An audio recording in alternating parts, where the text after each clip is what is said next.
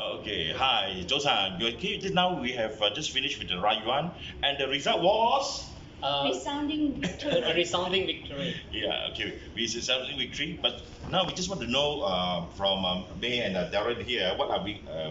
What was the situation that got us through? Okay, so maybe you can tell us what was the situation. I mean, the victory was based on the fact that The blueprint of the so the town blueprint. planning.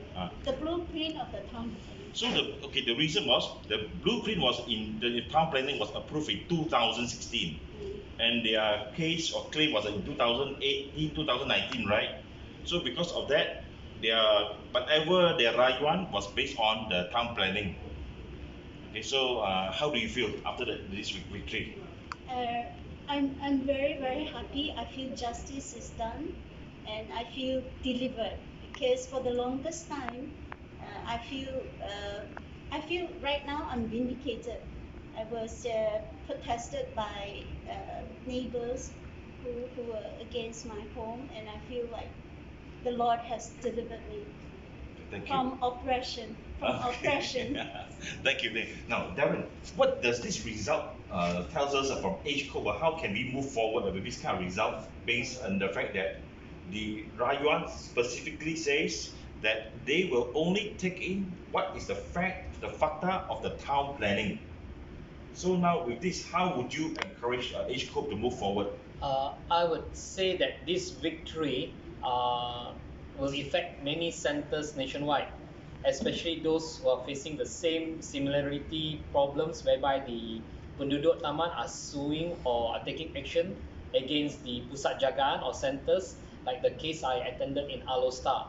So from my understanding from the results just now was that town planning, if they has approved the usage of a center under pusat kebajikan swasta, it is allowed to be utilized for a caregiving or care home. So we need to look back at all the bylaws or state laws of all the states to look at this particular section whether it applies to them too, and if it applies to them they could use this as a this case here today as a test case or a stepping stone for them to further their reasoning in all the other states. So I thank you, Dr. May, for your staff and your lawyers for highlighting all this up, because it reflects nationwide that we can win our cases if we follow the law accordingly. And if the law specifically mentioned that any rayuan has to be done within a specific time and the residents do it way after the time, they also cannot be entertained by law, because it's specifically mentioned that they have to a specific time to rayuan. You can't come and rayuan after you can't come and protest after 2 years or 4 years later your cases. So I thank you again, and I'm very glad of this victory. We hope we can move, H group can move forward. Yes. All our members can move forward to getting their licenses. Yes, thanks, Darren. Thanks, Dr. Mick. So there's a point here which I just want to reinforce. Number one, so whichever centers are facing problem now, go back to your town planning and look at the town planning when whether they have such a thing for pusat jagaan. That's number one. So the second thing is in fact the decision was made based on that because it was approved.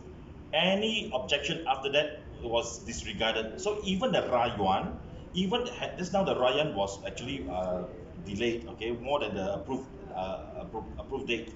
But even if the Rayuan was within the date, okay, they would have failed based on the fact of the case. So in other words, people dog can bark, okay, but we can still keep our house. Okay, so we can still walk safely. So I think that's the most important thing we get this message from. So go back, help us in HCOP. If you are in the state, in the local council, check your local council, come back and tell your local presidents, your state's chairman, how it works, study the law. Thank you. Thank you, Darren. Thank you, May. Yes. Victory.